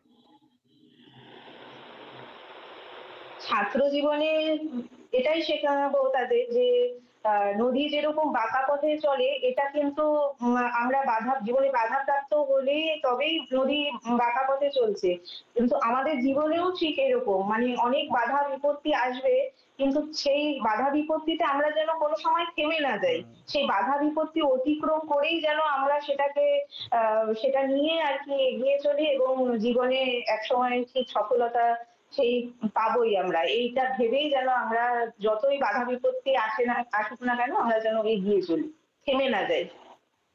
ঠিক, মানে বাচ্চাদেরকে এটাই বোঝাতে হবে যে আমরা কোনো জায়গায় যদি কিছুটা ব্যর্থ হই বা মনের মতন আমাদের সেটা না হয়, দেখা যায় একটা বাচ্চা খুব পড়াশোনায় ভালো, এবার রেজাল্ট খারাপ করেছে, মন খারাপ করে বসে আছে, তো ওই সমস্ত জায়গায় আমরা যদি বাচ্চাকে এই নদীর উদাহরণটা বা এই ধরনের কিছু পজিটিভ কিছু উদাহরণ দিতে পারি, যে দেখো এরাও তো বাধাপ্রাপ্ত হয়, আবার কিন্তু এরা অন্য একটা রাস্তা দিয়ে কিন্তু তাদের আবার প্রবাহ চলতে থাকে, তার মানে আমাদের জীবনেও যদি কোনো বাধা আসে তাহলে নিশ্চয়ই অন্য কিন্তু পথ আমাদের জন্য খোলা আছে, সেই পথ ধরে আমাদেরকে এগোতে হবে।